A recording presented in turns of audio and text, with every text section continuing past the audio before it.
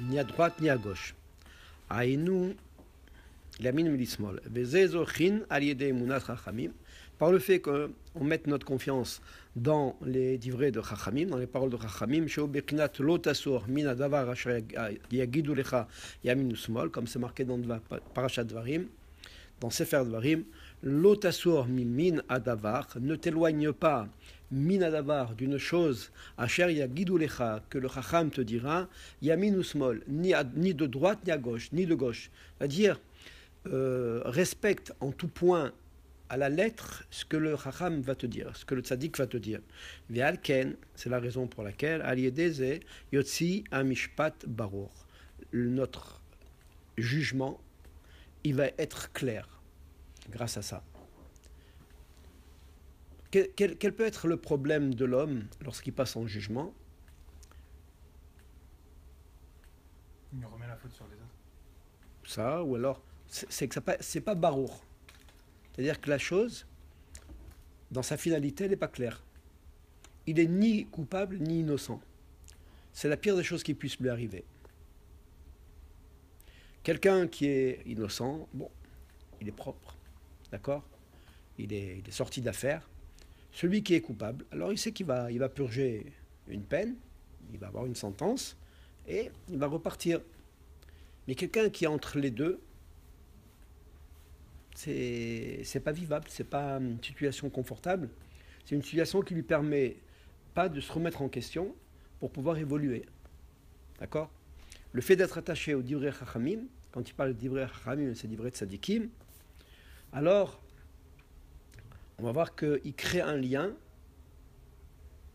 par cette émouna, il crée un lien avec la possibilité qui va lui être donnée de clarifier sa situation, d'être mis sous une certaine lumière qui va lui permettre de comprendre réellement quel est son chemin, où il doit aller pour concrétiser, réaliser son projet, le projet qui lui a été imparti, le projet de vie qui lui était destiné.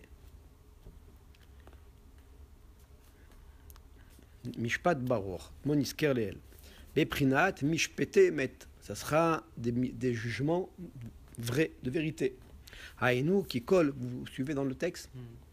Haïnou qui colle à l'imoudim shadam lomed. Cela signifie que toute étude que l'homme étudie, sarir sheikabel liotimehem mishpete emet. Il lui est nécessaire d'aller retirer et d'aller sortir de cette étude-là le principe de vérité. Mishpete emet, on peut traduire ça par des principes de vérité. C'est-à-dire que maintenant le bonhomme qui est assis et qui il veut l'ornon, il veut étudier la Torah, mais rien ne sort de cette Torah. C'est-à-dire qu'en réalité, ce qu'il est en train d'apprendre, d'ivrei Chachamim, d'ivrei de la Gemara, de la Gemara, de la Mishnah, de la Kabbalah, de la Chassidut, du Moussar, etc. Tout ça en réalité, il le comprend sur un point de vue théorique, c'est-à-dire qu'il fait fonctionner son sechel, mais ça ne le touche pas au point de comprendre qu'il y a à l'intérieur une possibilité de comprendre ce que c'est que la vérité, et en fonction de ça, parvenir à évoluer. C'est ça le problème de l'homme. C'est-à-dire que très souvent, quand quelqu'un maintenant il fait ce qu'on appelle un cheshbon en effet. Il fait un inventaire de sa vie. D'accord? Il fait une analyse rétrospective, regarde qu'est-ce qu'il a fait de bien, qu'est-ce qu'il a fait de moins bien, etc., etc. Très difficile pour lui de faire une synthèse. Pour tirer un enseignement, une continuité dans ce qu'il a compris de sa vie en réalité. Très peu de gens se comprennent réellement. Très peu de gens. Pourquoi? Parce que la majorité du temps, on fait des choses qui ne concernent pas, qui sont pas adaptées à nos véritables aspirations. On est complètement entouré par il y a une zviva, il y a un entourage qui dénature notre véritable fonction, notre véritable place elle nous déstabilise. D'accord? Et le moment de l'étude, le moment du partage d'études, ou le moment de la connexion avec ce que tu as étudié, c'est-à-dire d'Ivrei Chachamim, il est censé normalement t'apporter cette vision claire et, débarrasser de toutes ces choses, ces scories, on peut dire, qui abîment ta vision juste de ce que tu es. Comprends? Moi, j'ai une question par rapport à ça. Ouais. Est-ce que, par exemple, on peut considérer qu'il y a différentes tendances en judaïsme, même à travers le monde, ou à travers une même ville, ou même... Mais est-ce qu'on peut considérer que si on suit plus une vision qu'une autre, étant donné la multitude de commandements qui sont appliqués à un juif, on peut se perdre par manque de connaissance de soi dans une étude et dans des commandements et dans des prescriptions qui sont complètement opposés à ce que notre intériorité elle veut de nous, et qu'au final on passe du temps, on perd pas notre temps parce qu'on cherche, on est en quête de vérité et on est déjà en vérité avec ce qu'on étudie, mais on tourne jusqu'à arriver au point où on arrive à se stabiliser vers ce qui tend à notre C'est-à-dire, âme. ce qu'il te dit là, c'est que l'ivret tzadikim, l'ivret chachamim, c'est ça le émet. Dans D'accord? tous les cas. C'est ce qu'il met. Maintenant, quand tu dis il y a plusieurs tendances dans le judaïsme, moi j'aurais plutôt tendance à dire il y a Shivim Panim la Torah. Il y a 70 façons de comprendre la Torah. Mais dans la halacha elle-même, il n'y a qu'une seule façon de la pratiquer. Elle est la même pour les 70 facettes de la Torah. C'est-à-dire, il y a effectivement au niveau théorique des divergences de points de vue. Chacun va voir le émet selon sa manière d'être, sa manière c'est-à-dire tout son passé, toute son expérience, elle va lui servir à comprendre ce qui lui concerne. Mais au niveau de la pratique, ça c'est un. Il n'y a pas 70 facettes. La pratique, c'est une halakha. D'accord? Il y a l'halakha pour les Ashkenazim, l'halakha pour les Sfaradim, parce que bon, à l'origine, c'était comme ça, mais il n'y a pas 36 façons de... Donc maintenant, quand on parle de différents mouvements, différentes façons de vivre le judaïsme, en réalité, il n'y a qu'une seule façon, c'est le Shulchan Aruch. Il n'y a pas d'autre manière. Alors on peut tourner à droite et à gauche parce qu'on veut essayer de faire rentrer la Torah dans notre marmite, mais on se trompe. C'est la raison pour laquelle il te dit, quand le fait de s'attacher au Divrei Chachamim de façon sincère et honnête, ça nous permet de nous remettre en question pour savoir où j'en suis par rapport au Shulchan Aruch, par rapport à la vérité qu'il y a dans le Shulchan Aruch, par rapport à la halacha. C'est ça, tu comprends? Parce que maintenant, tu peux parler, là on parle aujourd'hui de ces femmes-là qui veulent avoir un espace au Kotel. Ouais. Alors bon, alors, écoute, elles peuvent revendiquer. Il a dit non, du coup. Comment? Il a dit non, du coup, Benjamin. Pour l'instant, elle a dit non, mais il y a beaucoup de pression, même en France. J'ai entendu Khalifa, le président c'est du CRIF, hein, le Khalifa, qui a dénoncé ça, qui a dit que non, le judaïsme, ça, c'est une pluralité, c'est-à-dire, oui, il a dit que de toutes les manières, elle ne voulait pas avoir un emplacement au Kotel, mais c'était en contrebas du Kotel, comme une espèce de petite synagogue où il a dit il y a d'autres endroits de Jérusalem où il y a des mouvements libéraux qui agissent de cette manière, qui se réunissent pour prier comme leur rite le veut. Mixité, la femme est rabbin, etc. La femme est rabbin. Okay. Bon, écoute, moi je critique pas personnellement. Je critique pas. On sait que dans les textes, il fait référence à des permissions aux femmes de mettre les tefilines, de lire la Torah, de monter à la Torah, mais sous certaines conditions. Tu comprends? Alors ça s'appelle déformer la halakha. La halakha, elle est... C'est quoi les conditions? Comment? Les conditions pour que les femmes mettent les tefilines? Ouais, elles ne doivent pas les mettre au milieu des hommes. Ça ne doit pas être mixte. Mais les filles de Rachid, elles mettaient les tefilines. Mais tzniout, c'est-à-dire de façon cachée, mais elles mettaient les tefilines. C'est pas interdit de mettre les tefilines. Quand une fille, elle n'est pas en période, elle peut mettre les tefilines comme un homme. C'est pas interdit. Les commandements de la Torah, ils sont faits pour hommes et femmes. D'accord? Alors il y a eu un allègement des mitzvot négatives qui sont positives, qui sont entraînées par le temps, de façon à laisser les femmes plus disponibles pour leur accomplissement ménager, l'éducation des enfants, etc. D'accord. Ça serait pour cette raison qu'il y a un allègement. A priori, oui. A priori, ouais. Ouais. D'accord. Ouais. Je pensais qu'elles n'ont pas de mitzvah liée au temps aussi. Ouais, mitzvot assez chez Azman Grama. Donc ces mitzvot-là, elles sont pas tenues de les faire. Mais si elles veulent le faire, c'est pas interdit. Ah, d'accord. D'accord. Ah ouais. Sous certaines conditions. D'accord. Alors maintenant de revendiquer ces droits au titre du judaïsme, alors il faut savoir où c'est marqué dans le Shulchan. Si c'est marqué dans le Shulchan Aruch, il n'y a pas de problème. Pourquoi on ne va pas faire de racisme? Nous, personnellement, le judaïsme, il n'est pas du tout misogyne. D'accord? Tel qu'il est vécu par certaines tribus. Alors, on peut se poser des questions. Moi, personnellement, je me suis posé des questions. Quelle est la place de la femme au sein de ces tribus juives? Parce que moi, j'appelle ça des tribus. Pas des gens qui sont forcément très évolués, qui ont une très grande connaissance de la Torah, même si parfois ils ont une grande connaissance de la Torah, mais c'est une connaissance qui est très très dirigée, très teintée d'arrière-pensée, d'accord? Alors c'est pas de cette Torah-là dont on parle. La majorité du monde religieux considère la femme à sa juste valeur et elle lui donne sa place à sa juste valeur. D'accord? On voit bien que dans la Torah, il y a eu des femmes qui ont été juges. Déborah qui était juge, elle était prophétesse. Et comment elle jugeait? Elle jugeait avec pudeur. Elle était sous un arbre, elle était couverte et les gens venaient, ils ne la voyaient pas. Donc elle répondait aux questions en tant que juge parce qu'elle avait les compétences, mais elle gardait sa discrétion et donc elle le faisait selon la halakha.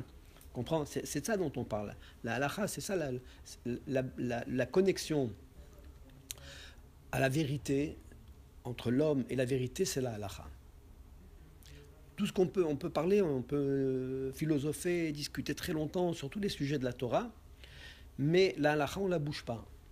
Comprends? Rabbi Nachman avait dit qu'on peut, il accepterait que on puisse avoir d'autres idées que les siennes sur l'explication même de ses propres leçons. Il a dit, pour moi, ça ne me pose pas de problème.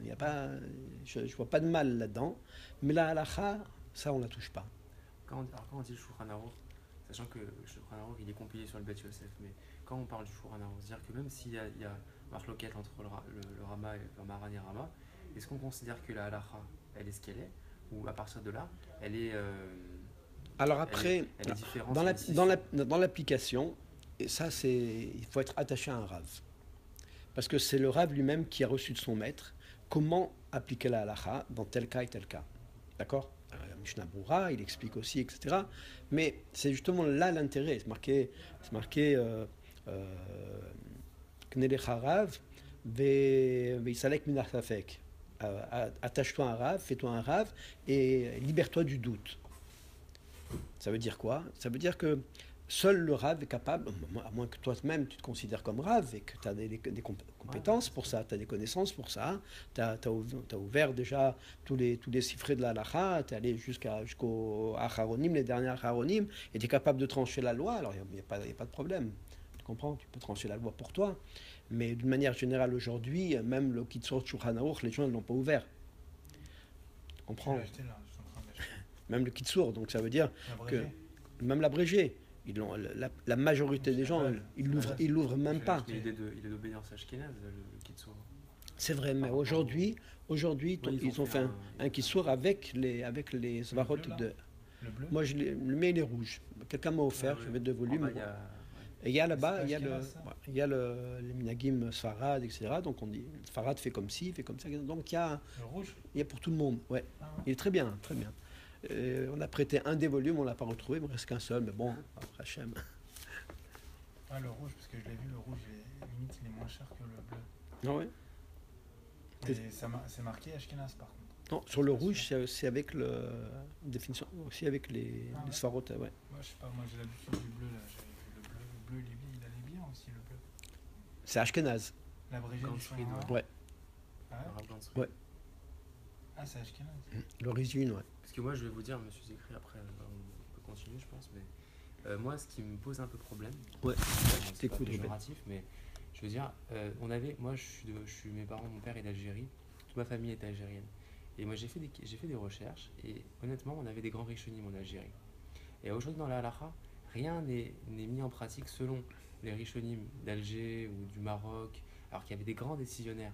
Et c'était pas des petites personnes. Quand on dit en Algérie ou en Algérie, c'était de la rigolade ou ah non, ils pratiquaient pas. Il y avait des grands décisionnaires. Il y avait, je sais pas, c'était beaucoup. Mais il y avait le Ribache, il y avait le Ribache, ouais, Tajbez, bien il y sûr. avait il y avait Mais ils sont tous ramenés, Ouais, ils sont tous ramenés dans le Mishnah Berurah, hein. où on a fait beaucoup la halakha sur le Je Khida. vais te dire, tu n'as pas de casser la Donc. tête aujourd'hui. Tu prends les Sfarim de Rav Ovadia Yosef, ils te ramènent tous les poskim. C'est simple. Tout ce qui existe dans le monde de la halakha, il l'a connu, D'accord. il l'a appris. Donc, c'est un problème quelconque, tu demandes si tu n'as demander, ouais. pas les Sfarim, tu demandes, il y a des gens qui sont spécialisés là-dedans, ils vont te trouver la halakha qui te concerne toi en particulier. Ouais. Tu comprends? Parce qu'effectivement, il y a des différences. Maintenant, le Rav Ovadia Yosef, moi je pense que le travail qu'il a fait, il est extraordinaire, parce qu'il a essayé de réunir tout le monde séfarade. D'accord? Sous une même pratique. Parce que, sauf, il y a deux mondes dans le monde juif, le monde farad et le monde ashkénaze. D'accord? On trouve moins de différences dans le monde ashkénaze que dans le monde sfarad. Le monde sfarad, c'est un monde qui est basé sur le chesed, sur l'amour, sur le chesed. Donc, on voit qu'il y a une démultiplication due à ce chesed des pratiques. On voit que pratiquement chaque village a son minag. Ouais. Tu comprends? Donc, si on veut faire une union au sein même du Ham Israël, ce qui est nécessaire et ce qui avait été tenté par le Rambam, faire une union dans la pratique, alors le travail a été fait, et je pense qu'il faut se conformer à ça. Moi, personnellement, je suis un grand admirateur du Rav Ovadia Yosef. Je considère que c'est le Gaon Hador dans la halakha. C'est quelqu'un qui a donné sa vie entièrement pour la Torah et pour les autres, pour que chacun puisse trouver à son niveau de religion ce qui lui correspond. C'est d'ailleurs, c'est la raison pour laquelle il y a eu tellement de monde à son enterrement. Il y a quand même 1 million de personnes qui ont assisté à son enterrement. Ça n'a jamais existé dans l'histoire du Ham Israël. Donc ça signifie bien quelque chose. Ça veut dire que cet homme-là, il a réuni, par son travail et par sa largesse d'esprit et l'amour qu'il avait pour le peuple juif et pour Dieu, il a fait un travail colossal. Je crois qu'on n'a pas fini de comprendre quelles sont les conséquences de ce qu'il a fait. Et il est resté toujours dans sa simplicité, il a toujours été très, très proche des gens, etc.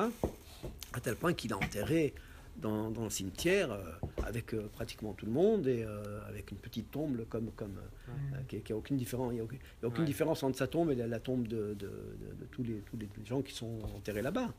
Donc c'est quand même significatif, c'est-à-dire qu'il n'a jamais cherché un honneur particulier, de l'argent, à se faire une place. Non, il avait un amour pour la Torah, un amour très très profond. Il avait des compétences aussi. Il avait des compétences. Il les a mises à profit au profit de la Torah. Et c'est dommage de ne pas profiter. Nous, on est plein de gahava. On n'arrive pas à se soumettre à quelque chose. Quand c'est quelqu'un qui est grand comme ça, il ne faut pas avoir peur de se soumettre. Il faut avoir assez de cran, assez de courage et d'humilité pour dire oui, il est bien plus grand que moi. Et je pense qu'effectivement, il faut accepter ce qu'il a demandé de faire. Quand on est débutant, par exemple, moi, j'ai pas encore lu l'abrégé du Shulchan Aruch.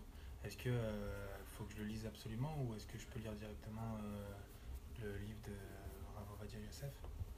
Tu peux lire directement. Mais, ils sont écrits en français. Abrégé je sais pas s'ils sont écrits en français. Je sais pas, il faut te fait, renseigner. J'ai vu sur internet un coffret en français et hébreu à 371 €, mais de tout ce qu'il a, de tous les. Quoi, c'est des DVD? Non, les coffrets de livres. Ah, français, hébreu. Ah, ça, c'est Yalkut Donc ça a été Yosef, traduit. ça. C'est Yalkut Traduit, Yosef. ouais. L'Alcout Yosef, c'est Ouais. ça. Après, Joseph, c'est écrit son fils qui l'a fait. Ah, c'est son fils qui l'a fait. Mais sur les écrits du Rav Yosef. Ouais. Donc c'est bien. Ces écrits, Bien sûr. c'est très compliqué à étudier. Hein, ces Ouais, écrits. c'est compliqué. Ouais. Ça Ouais, dépend. bien sûr. Il y a, Il n'y a il y pas a- un abrégé de ça. Il y a pas un Non, mais abrégé de il y a ça. des choses qui vont peut-être pas te concerner forcément, quoi. Ouais, c'est ça. Ben ouais. Ouais, il y a beaucoup. Il y a certains domaines C'est que, pour ça que vous mieux acheter l'abrégé du Shulchan Aruch dans un premier temps. pour toi, ouais. Honnêtement, ouais. Dans un Ouais. premier temps. Et si tu as un problème d'halakha, alors tu demandes. Ouais, je demande. Ouais. Mais Voilà. faut que je regarde si c'est le rouge ou le bleu alors du coup. Pour le Sfarad, c'est le bleu. Pour les Sfarad, c'est le bleu. C'est pas le Non, rouge. le rouge, C'est pardon. le rouge. Ouais. Ashkenaz, c'est le bleu. Ok. Alors, qu'est-ce qu'on a dit משפטי אמת, שלא יהיה בבחינת משפט מעוקל, afin que ce jugement ne soit pas מעוקל, c'est-à-dire déformé, דהיינו שקבל וילמד כל הלימודים שלומד, de façon à accepter sur lui toutes les études qui ont été étudiées, משפטי הנהגות, concernant la conduite, les lois de la conduite de l'homme, שידע איך להתנהג, savoir comment se comporter, se conduire, en לעצמו, que ce soit pour lui, en לאחרים, ou vis-à-vis de l'autre. שמתנהגים לפי דעתו, et ne pas le faire en fonction de sa propre idée, כל אחד ואחד כפי בחינתו. Chacun selon son niveau. כפי הממשלה הרבנות שיש לו. Et il doit se conformer selon la direction de la rabbanout dont il dépend. Ehen les rav, holim at, ou beaucoup, ou un peu. Vechol ze zochin al yedei emunah chachamim. Tout cela, il peut l'acquérir par l'aïmouna qu'il accorde aux chachamim. Chez Ubechinat, très difficile hein, d'accorder une émouna à chacham. Très difficile. La plupart du temps, on est réfractaire. Hein. On est réfractaire. On a du mal à comprendre qu'un homme puisse atteindre ce niveau et arriver à lui faire confiance les yeux fermés, comme on pourrait faire confiance à Moshe Rabbeinu. On comprend, à Bishimon Bar Yochai. On ne parle pas forcément. Bon, après, il va peut-être élargir le domaine. L'otasour, ça veut dire ne t'éloigne pas. Grâce à ça, tu pourras parvenir à sortir de ton étude une conduite qui est juste et droite, Beprinat Mishpete Emet, qui est dans la ligne juste de la vérité, chez Nonotel Yamin Usmol, et ne pas pencher ni à droite ni à gauche. Aval, que chez Pogem et Emunat Rachamim. Mais maintenant, lorsque il abîme cette émouna que l'on doit avoir vis-à-vis des Chachamim, Azaï Nidon Begiyat Basar. Alors il est jugé en fonction de, on va voir qu'est-ce que ça veut dire, Begiyat Basar, la fatigue de la chair. Aïnu Bemotarot, qui est les motarot. Qu'est-ce que sont les motarot? Vous savez ce que c'est que les motarot? Une permission, hein. Non. Motarot, c'est tout ce qui est le surplus. D'accord?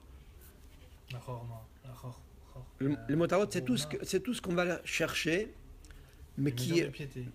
Non.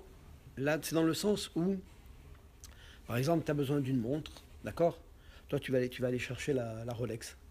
Ça s'appelle motarot. Tu comprends? La fonction d'une montre, c'est quoi? C'est de donner l'heure, d'être juste, d'être fiable, d'accord? Alors maintenant, tu as des gens, ils vont s'endetter pour acheter une Rolex. Je connais des gens, ils se sont endettés. D'accord? C'est Obama, c'est 5 000 euros le premier modèle. D'accord? Ça peut atteindre des 30 000, 40 000 euros. Tu comprends? Ça s'appelle les motarotes. On va voir qu'est-ce qui amène l'homme à cette attitude. Qu'est-ce qui engendre ça? Kemo Shamru Rabotenu Zichronam Livracha, comme les Chachamim nous l'ont enseigné dans Yeruvin. Aloeg al divrei Chachamim nidon beotsaat drotachat.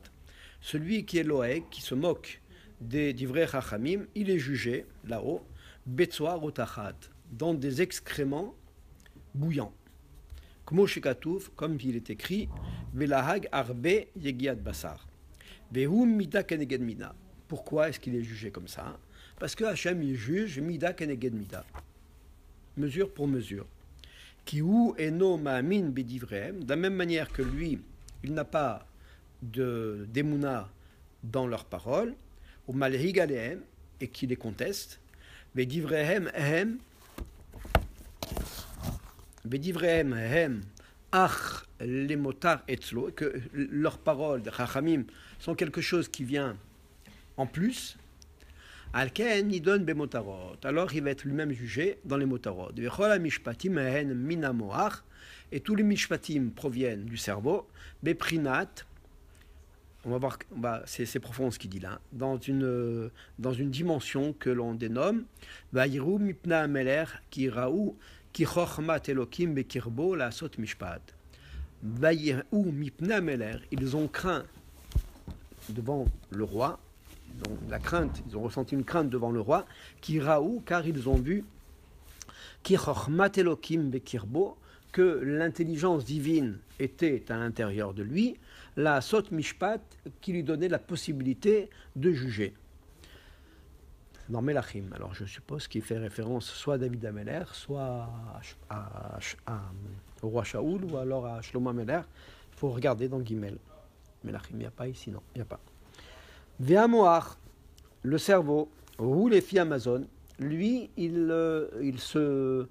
on peut le décrypter, décrypter ce qu'il y a dans le moach par rapport à la nourriture qu'on ingère. Lorsque la nourriture elle est correcte, elle est saine, et que le corps donc il est naki, il est propre, azai amoach barour, le cerveau lui-même il est clair, il n'y a pas d'ambiguïté, il n'y a pas de doute. À ce moment-là, le cerveau qui domine tous les autres membres et les organes est capable de donner des bonnes décisions, de jouer le rôle de chef d'orchestre et donner la mesure à tous les organes de son corps pour qu'ils jouent à leur mesure. Anagot yesharot. Alors on parle d'une manière globale, lorsqu'on parle d'un roi, on parle d'une manière globale, d'un roi de chair et de sang, quelle doit être sa conduite et comment décrypter à travers son comportement ce qui est en amont, mais on parle aussi sur un plan pratique, un plan personnel. Quel est le roi? Ce qu'on dénomme le roi, c'est le moach, c'est le cerveau de l'homme. En fonction de la nourriture qu'il va ingurgiter, ce moach-là sera à même, il sera capable de pouvoir apporter à son corps ce qui lui est nécessaire, ce qui lui est droit, juste, pour que le corps entier fonctionne de manière optimale. Aval, keshinidon bemotarot. Mais lorsque le cerveau juge, parce on l'a encombré d'une nourriture malsaine, surabondante, grasse, sucrée, huileuse, etc. Aliedeb gam emunat rachamim, ça c'est la correspondance au gam, au défaut de la emunat rachamim. Tu comprends comment il fait le parallèle? C'est très joli ce qu'il dit. En fait, il dit qu'un homme, pourquoi est-ce qu'il n'a pas d'emunat rachamim? C'est parce qu'il a une surabondance d'informations. Internet. Il croit tout savoir. D'accord? Et effectivement, il peut tout savoir. Mais l'expérience du vécu, ça, il ne l'a pas. Par exemple, sa femme, elle va lui dire, tiens, j'ai tel symptôme, je me sens mal, etc. Lui est très, très féru du Rav Google. D'accord? Donc, il va taper symptômes pour personnes féminines, de tel âge, etc. Tac, tac, tac, tac. Et Google, il va lui dire, voilà, en fonction des symptômes, voilà, quelle pathologie, voilà, quelle possibilité. Mais maintenant, ça, c'est la connaissance. D'accord? C'est virtuel. C'est-à-dire que maintenant, ça s'appelle des motarotes. C'est-à-dire c'est un surplus, une surabondance d'informations qui nuit qui nuit réellement à l'information elle-même, qui sera utile pour pallier au problème, Ça peut être pour les- résoudre le problème. informations-là. Comment? Ça peut être via, imaginons on prend toute la quantité d'études qu'on a nous. Alors on ne se trompe pas si on pense que toute cette étude qu'on a dans des livres, elle est bonne et elle est un chemin de vérité par rapport à Internet, imaginons. C'est même pas ça. Ah. Non. En fait, par exemple, un Talmid Chacham, il va avoir du mal à se soumettre à un Rav. Ouais. Parce qu'il dit, mais pourquoi je vais me soumettre à lui? Je connais plus que lui. Pourtant, c'est marqué à Selecha Rav. Mm. D'accord? Perké Avot. Il faut que tu aies un Rav. D'accord? On a par exemple des grands personnages comme le Rabbi de Lubavitch. Il avait un Rav. Quand les gens lui posaient une sheila, il disait demande au Rav. Alors que lui, il savait très bien. C'était un gaon dans la Torah. Il savait très bien répondre. Il disait il a dit demandez à un Rav. Tu comprends? Ça veut dire quoi ça? Ça veut dire que la surabondance de connaissances grandit l'ego à tel point qu'il est plus capable de se soumettre à qui que ce soit. Et s'il est plus capable de se soumettre à qui que ce soit, alors Kalva Chomer, il ne pourra pas se soumettre non plus à Dieu. Tu comprends? Ouais. Donc on voit un effet pervers de l'assiduité à l'étude qui amène l'homme dans un chemin où il va se perdre. Tu comprends? Ça s'appelle les motarotes. Comme le parallèle est fait avec l'abondance de nourriture. Le bonhomme, il a faim. D'accord? Arrive le moment du repas. Ah, il va manger. Normalement, qu'est-ce qu'il doit manger? Il doit manger un repas équilibré. Une entrée, des protéines, peut-être un dessert à la fin avec un petit morceau de pain. D'accord? Mais aujourd'hui, qu'est-ce que tu bois? Soit c'est fast-food, alors une surabondance de sucre, de gras, etc. Ou alors, même dans les restos, même chez soi, les gens mangent beaucoup trop que ce qu'ils ont besoin réellement. Alors, quel est le problème? C'est bien s'il mange, il mange, c'est bien. Peut-être qu'il fait du sport, peut-être son corps fonctionne bien, donc il va éliminer. D'accord? Non, parce que le cerveau est mal irrigué. Le cerveau, il a besoin de clarté, et pour ce faire, il lui faut une alimentation saine, équilibrée, pas surabondante. Tu comprends? Ouais. Voilà le parallèle, il est fait. C'est exactement. Les grands sages, ils mangeaient pas beaucoup aussi. Oui, entre autres. Parce qu'en réalité, le corps a besoin de très peu. Il faut savoir. Le corps a besoin de très peu. C'est connu. Même les grands scientifiques ils te le disent que la majorité des maladies graves, grosses maladies, des cancers, diabète, cholestérol, Alzheimer, etc., ça provient d'une surabondance de la nourriture. Ouais. Marqué que l'homme meurt plus, l'homme creuse sa tombe avec sa fourchette. C'est un proverbe que j'ai retenu parce que c'est une vérité. Le Rambam lui-même il disait il faut faire des diètes, il faut manger parfois, il faut manger peu, boire un petit peu, laisser reposer son corps. On sent quand on fait des jeûnes, après on se sent. Ouais, tu te sens plus fort, bien sûr. Même le matin, avant de faire la tefila, on mange pas. C'est mieux de ne pas manger. C'est mieux de ne pas manger. Bah, j'ai vu un commentaire comme ça, il parlait de le sang qui était symbole du vin et le pain symbole de la chair, indépendamment de ce que Jésus avait dit, mais qui a un Non, mais lui, précepte il l'a pris dans la Torah. voilà, qui était vrai. Et je crois que c'est du côté Mouraran qui explique justement, il disait quand on rompt le jeûne entre guillemets du petit déjeuner du matin avec la prière et quand on arrive le Shabbat au Kiddush, qu'est-ce qu'on fait? La première chose qu'on prend, c'est le vin, le sang qu'on a, il a été revitalisé, Purifié. Purifié avec quelque chose de régénéré, quelque chose de régénéré, et d'où le fait qu'on mange pas le matin, parce qu'on fait pas n'importe quoi avant de faire la fila. Marqué dans l'Ikouté Torah, ouais, ça c'est la halakha qui dit ça. Ah, c'est là. L'Ikouté Torah, il explique que tout ce processus-là qui ressemble au korbanot qu'on faisait auparavant, mais le but du korban c'était quoi? C'était pas de sacrifier des animaux, ça n'a pas de sens. De se mettre à leur place. À part ça, c'était d'attirer la présence de Dieu. Comment est-ce qu'elle était concrétisée? Par la descente d'un feu céleste qui avait l'apparence d'un lion et qui dévorait le sacrifice. C'est comme ça que la personne savait si le sacrifice avait été agréé par Dieu. D'accord? Selon la pureté de son cœur, la pureté de ses intentions. Ouais.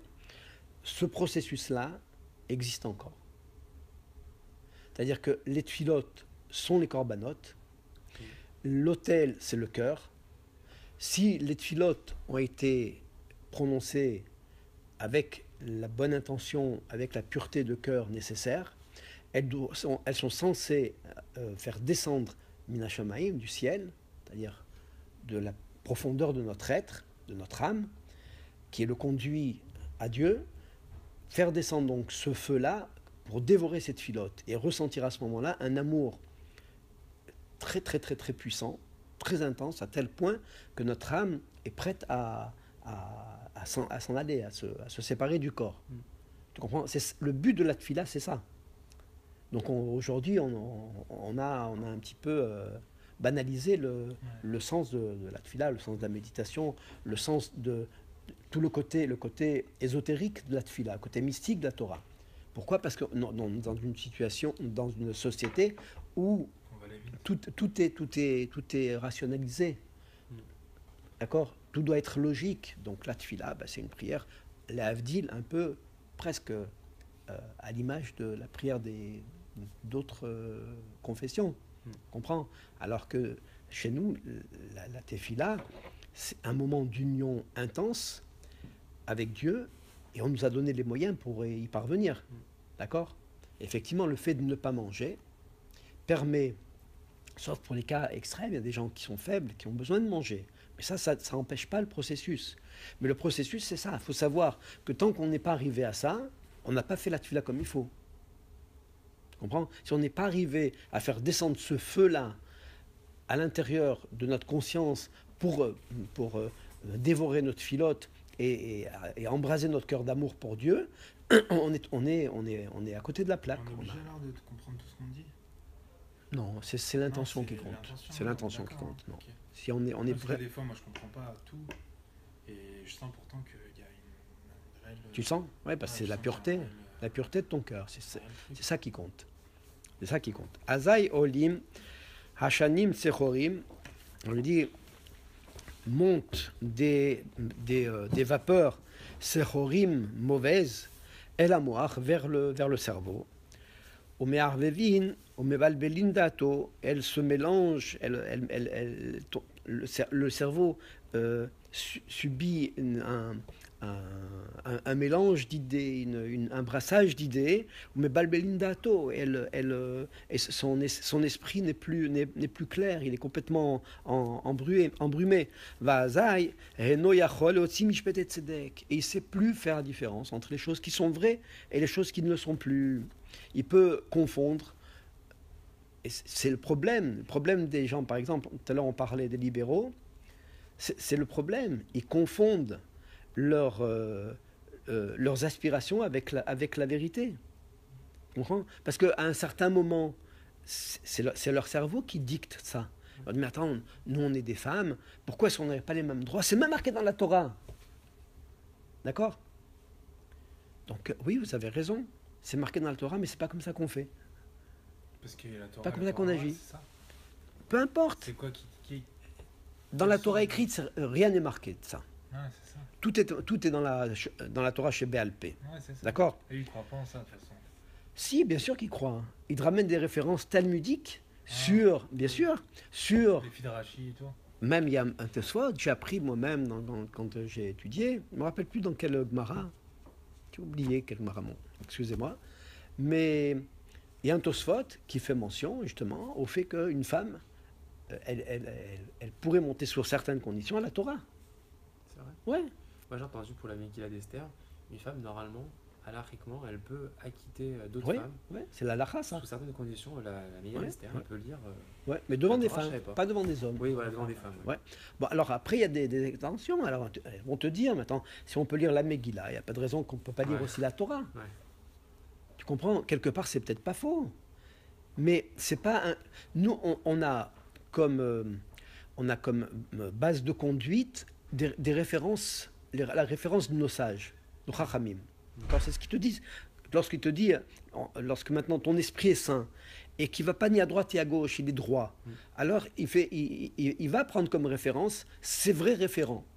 Tu comprends? Mais si tu n'es pas droit, alors tu vas inventer, dire, mais non, attends, on a le droit d'innover, et puis en plus on trouve dans la Torah qu'il y a eu des cas comme ça, etc. Tu comprends? On te ramener les filles de Rashi, on te ramener le Tosfot dont je t'ai parlé. Apparemment, les filles de Rashi, c'est pas les filles de Rashi, apparemment, j'ai vu ça, c'est Rav Ranchai qui l'explique, à quelqu'un qui lui pose la question, et il expliquait comme quoi c'était pas les filles de... C'était pas Rashi, les filles de Rashi, non. qui mettait les tefilines, il avait 3 filles. Mais c'était pas marqué Rashi en fait. On a l'impression que c'est Rashi, mais ça n'a rien à voir. C'était pas Rashi. Bon, peu importe, que ce Ouais. soit Rashi ou pas, Ouais. en tout cas, elle mettait les tefilines. C'est Ouais. c'est ça qu'il faut retenir. C'est peut-être vrai, hein, Ouais. il a peut-être raison. Hein, lui, bon, il a dû voir. Il ramène plusieurs chidushim comme ça, par exemple, que Rashi n'a pas chassé les démons. Ah ouais. Ouais, c'est ça. Il dit c'est marqué nulle part. Ouais. C'est une massorette, ça a été dit. Là, il a fait une vidéo par rapport au Kotel, ce qui s'est passé au Kotel. Là, j'ai pas vu, il a dit quoi? Il a dit que c'était du n'importe quoi et il a expliqué comme quoi de toute façon la plupart des personnes qui ont été hors de la Torah comme les libéraux et tout, ils sont jamais tenus dans le temps. Non, ça tient Donc pas. ça prouve qu'ils sont pas dans la vérité. Bien sûr, bien sûr. Et il espère vraiment que malgré les pressions. Je vais te dire, les pressions, en réalité, elles sont toujours d'ordre financier. Ouais. C'est pas forcément politique, c'est financier. Ouais. Non, mais il Parce que c'est expliquait des de gens qui sont très très riches et qui Ouais. pèsent très lourd dans la balance. Ouais, toute façon. Ouais. Tu comprends? Ça a été le cas avec les Sadducéens, la même chose. c'est vrai. Les Tzoukim, Mais il a ils raconté étaient ça, très très riches. qu'il y avait des périodes de 50 ans à chaque fois où il y avait les mêmes soucis par rapport à Jérusalem, au Kotel et tout, que c'était... Tiens, je vais le regarder, c'est intéressant. C'est marrant, Ah ouais. ça dure pas longtemps la vidéo, sur Maïle Ava, lié, c'est sympa. Alors, Va'aza yotse mishpat meukal. Et à cause de ça, donc, son mishpat, son jugement, sa façon de voir les choses, elle est tronquée, elle est abîmée. Beprinat, ki racha martir et atzadik, alken yetse mishpat meukal. Car le racha, martir et atzadik, c'est pas le martyr. Hein. Il déforme le tzadik, c'est comme ça qu'il faut traduire. Hein. Ça vient de Aktara en réalité, le Keter. Ça veut dire que c'est dans le sens où il lui retire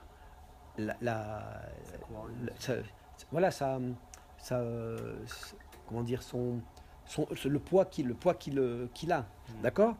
Alken yese mishpat meukal. Et à cause de ça, son mishpat, il est tronqué, il est abîmé, il est faux.